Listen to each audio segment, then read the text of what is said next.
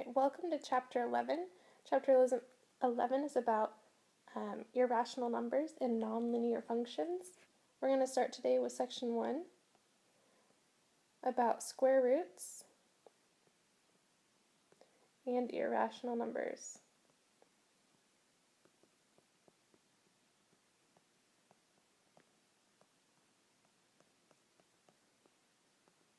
So we're going to be talking about what is a square root, what's an irrational number, and then how are those two things connected? What's their relationship? By the end of this lesson, you should be able to find the square root of different numbers and to classify real numbers. For this lesson, you're going to need a pencil, paper, and a straight edge to draw squares if you so choose. If at any point in this video you need to rewind and rewatch, feel free to do so. Alright, we're going to get started. So if I have a square, and this is a 1-inch side right here, it's a 1 by 1 square. A square by definition, the area of it is going to be the square. So the area of the shape of square is going to be the square of the length of a side.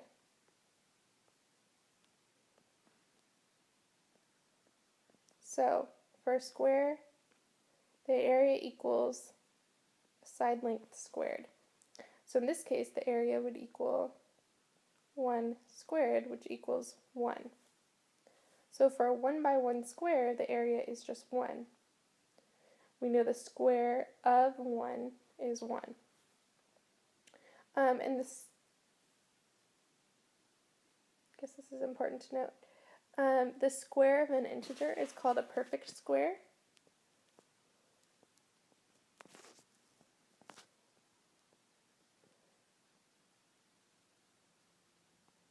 So the square of 1 is the perfect square 1.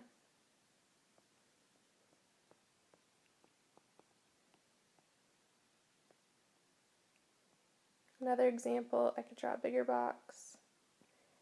If this is a 2 by 2 box, then I know the square of this box, 2 squared, equals 4. That means I know that 4 is a perfect square. Just like 1 is a perfect square. Because when you times 2 squared, or 2 times 2, you get 4, or 1 times 1 squared, you get 1. So 1 and 4 are perfect squares. The inverse of squaring a number, so like the opposite, is called the square root.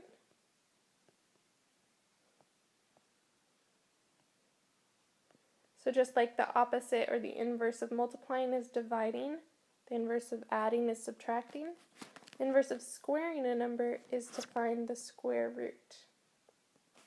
So the square root is shown by the radical sign, which this indicates a non-negative square root.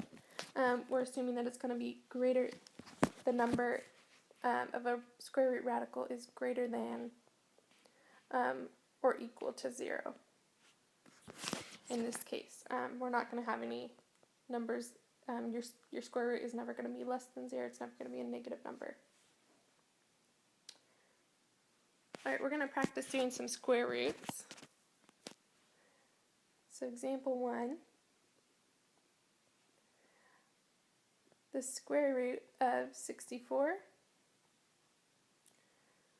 So think about what multiplies into 64. Well, I can draw like a branching diagram here to show, actually I'm going to do this in another color, to show what multiplies. Well, 8 times 8 multiplies into 64, so I know the square root of 64.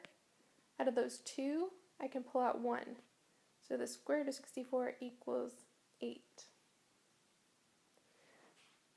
If if I were to do the square root of negative 120, negative square root of 121. Oh. Well, 121 is 11 and 11. So I'm going to pull out one here of these 11. So that equals, I still have to keep that negative sign that was over here on this side to begin with. It's going to be negative, and out of my square root, I'm pulling out an 11. So equals negative 11. I'm going to have you go ahead and solve. This is 1a. For you to solve, you're going to do the square root of 100 and the square root of the negative square root of 16. Go ahead, pause the video and solve those, and then press play when you're ready to check your answers.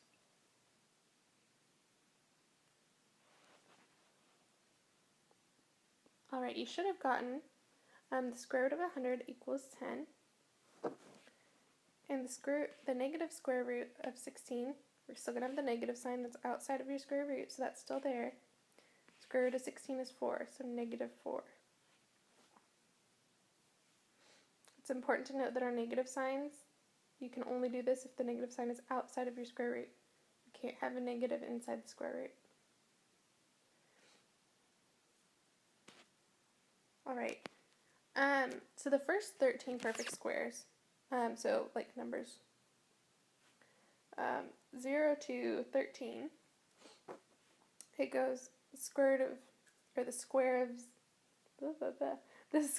0 is 0, the square of 1 is 1, the square of 2 is 4, the square of 3 is 9, 16, 25, 36, 49, 64, 81, 100, 121, and 144. So these are the first 13 perfect squares. You're going to need to have these memorized if you don't already, because these square roots come up very often. You shouldn't need to plug this into your calculator to figure it out. You shouldn't need to guess and check what's multiplied to equal these. You should know 1 squared is 1, 2 squared is 4, 3 squared is 9, 4 squared is 16, and so on and so forth, all the way up to 13. Okay, so you should have 0 to 13, those perfect squares memorized. So if someone asks you what's 6 squared, you should know it's 36. If someone asks you what's the square root of 36, you should know it's 6 right off the bat. So if you have a number that's, let's move on. If you have a number that's not a perfect square, it's an integer that's not a perfect square, then you can estimate that square.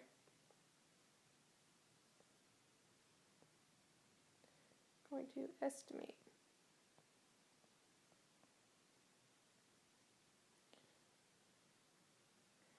So the way to do that, I'm going to draw a number line to kind of show it.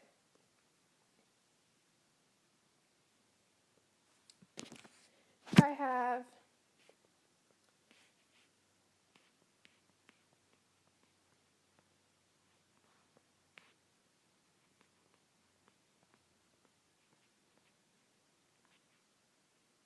I think I counted that wrong. Okay, so if I have a number line showing between 2 and 3, so this here would be 2.5, I can show 2 is the square root. 2, you know, is the square root, or the square root of 4 is 2, and the square root of 9 is 3. So if you have a number that, or a square root that's somewhere in between, so say you're asked to find the square root of 8, the square root of 8 is closer to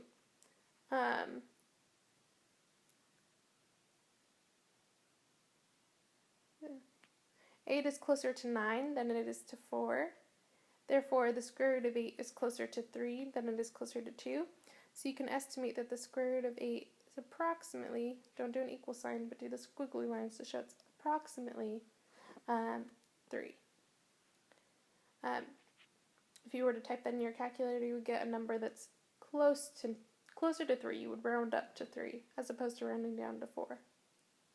If it was, say, the square root of 5, 5 is closer to 4 than it is to 9, so you would say the square root of 5 is approximately 2.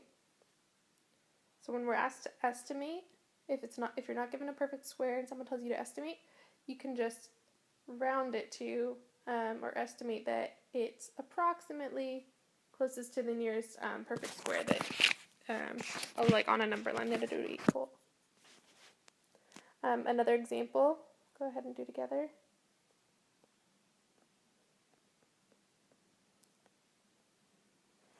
Some practice with this. If you were told to find the square root of 135, well, if we looked back at our perfect squares, we know 11 squared is 121, and we know 12 squared is 144. So we know that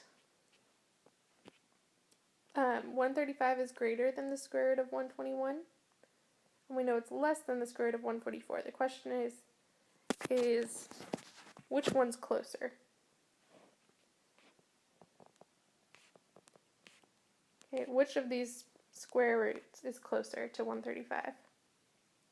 Well, the difference between 135 and 144 here, the difference there is only 9. The difference between 121 and 135 is 14. Therefore, you know that the square root of 135 is going to be approximately 12. Because the square root of 144 is 12, so when we estimate, we're estimating which perfect square is 135 closer to? Well, it's closer to 12. I'm going to have you do a practice here. I want you to estimate to the nearest integer the square root of 50, and then the square root of the negative square root of 22. Go ahead, pause the video and solve that. Hit play when you're ready to check your answer. Alright, for the square root of 50, you should have gotten as your answer approximately 7, because the square root of 36 is less than the square root of 50, which is less than this. Whoops, sorry, I did that wrong. The square root of 49 is less than the square root of 50, which is less than the square root of 64. Okay, because that's 7 and 8. Those are 7 and 8, 49 and 64 are your perfect squares, closest to 50. And the difference here between 49 and 50 is only 1. So we're going to approximate that the square root of 50 is approximately 7. Alright, here for the negative square root of 22, you should have gotten that it's a negative 5. Again, if you were to show your work, you would write out that, well, the nearest perfect squares to square root of 22, you have the square root of 4 is so 16. Square root of 16 is 4, which is less than the square root of 22, which is less than the square root of 25. So 22 and 5, there's only 3 difference here, 3-digit difference, which is greater or closer together than the difference between 16 and 22 is 6. So we're going to round up and say it's closer to 5. And remember to include your negative sign, because that was outside your radical. Alright, so that's just estimating square roots. You're saying which perfect square is this square root closest to. So it's really important that you know those first 13 perfect squares in order to be able to do this. Alright, we're going to move on now to classifying real numbers.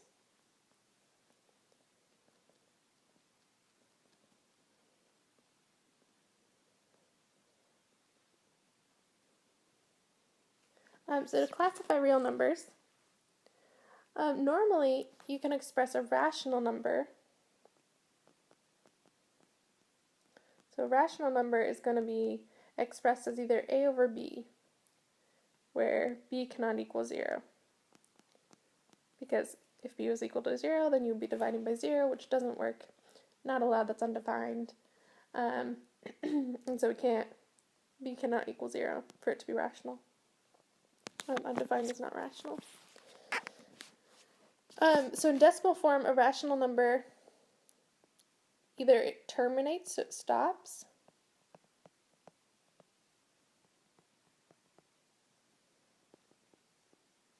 the decimal either stops at some point or it repeats. So if it stops, it's like 2.1. That's rational, because the 1, it doesn't keep going forever. Our decimal stops at some point, right at the 1, or it repeats like 2.121212, and you have that repeating sign over it. And it just keeps going forever that it repeats 1, 2. Those are rational numbers. An irrational number, so one that's not rational, it's going to be kind of the opposite of the definition. Cannot be written as a over b.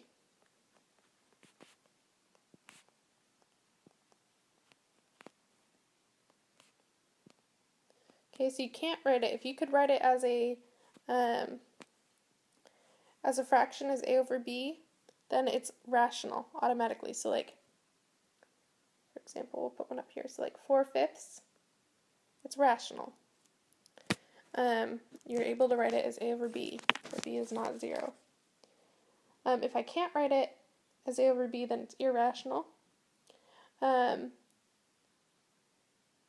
Also, if it keeps going, if the decimal continues,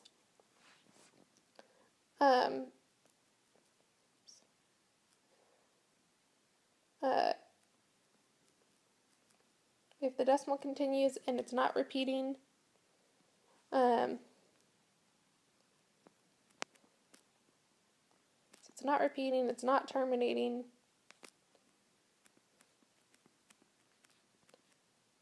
then it's irrational.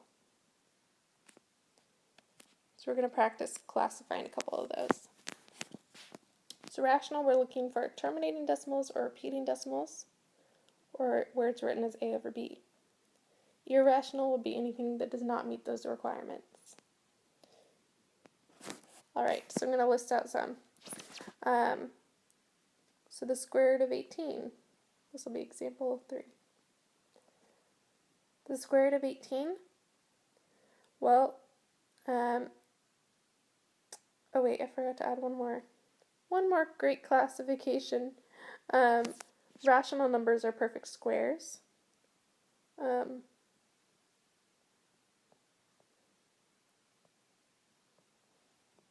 Okay, so if you have a perfect square, then you have, so like the square root of 25 equals 5. That's rational. If it's not a perfect square, if the integer isn't a perfect square, then the square root is irrational. So, for example, square root 18, that's not, that square root doesn't equal a perfect square, so it's going to be irrational.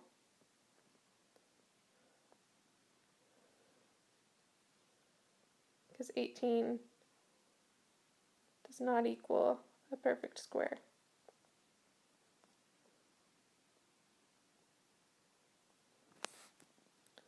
Okay, if you had 432.8, 432.8 should be rational. Why? Because it has a terminating decimal. Right? The decimal stops after just one place.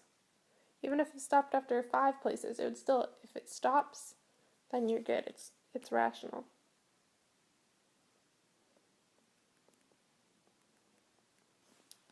Okay.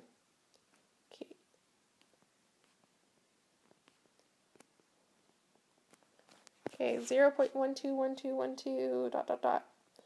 Well, that's going to be rational because it's a repeating decimal. The dot dot dot signals us, instead of doing a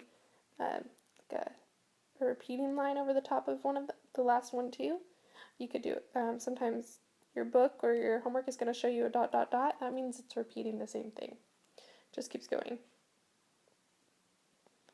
That tells you it's a rational number. How about 0.120120? Whoops. Let's try that again. 120 120 012. Okay. This is going to be irrational, because even though it has a decimal showing it keeps going, if you see here 120, 120, oh, there's a second O here before the 1, and so it's not repeating the same thing. It's not stopping because you see the dot dot dot, and it's not repeating the exact same thing, and it's not terminating. We can tell that by our dot dot dot, not terminating. Okay, our last one, pi. You might think, what do I do with pi? Well, pi is irrational because it can't be written as a over b.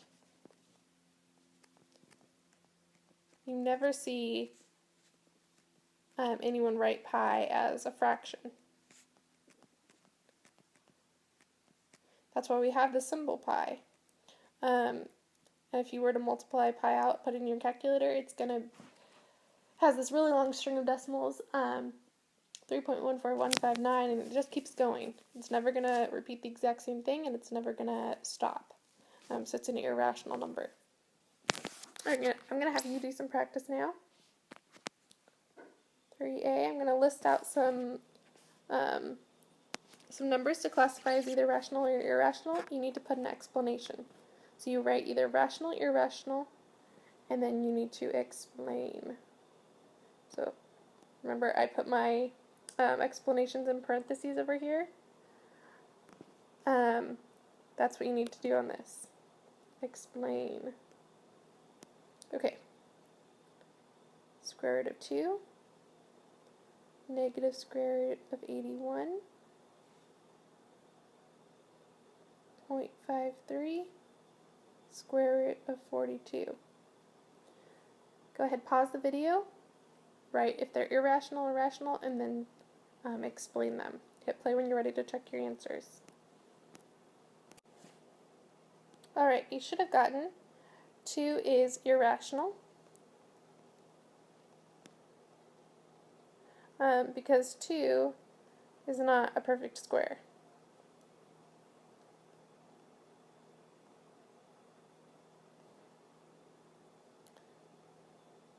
Square root of 2 is not a perfect square. Negative square root of 81. You should have said yes, it's rational, because 81 is a perfect square. So if you took its square root, you should have gotten negative 9. That's a rational number. We don't have a repeating decimal. We have a terminating decimal. 0.53 should have been rational because you have a terminating decimal.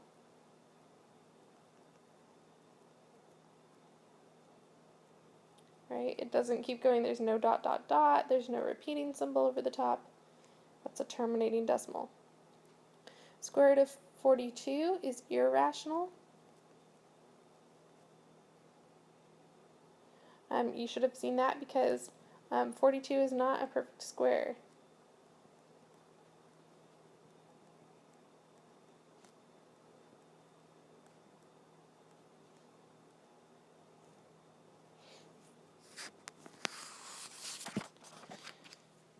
Alright, so that's it for today's lesson. All you're doing is finding square roots. You're memorizing the first 13 perfect squares. You're estimating square roots, and then you're classifying are real numbers, are these real numbers irrational or rational? Okay, so your in-class work today, which will be checked for points when your chapter materials, your notes, and all your in-class work is going to be collected. So make sure you don't lose this. You're going to do 1 through 26. Now it sounds like a lot of problems, but they are all just doing square roots, estimating, so pretty straightforward.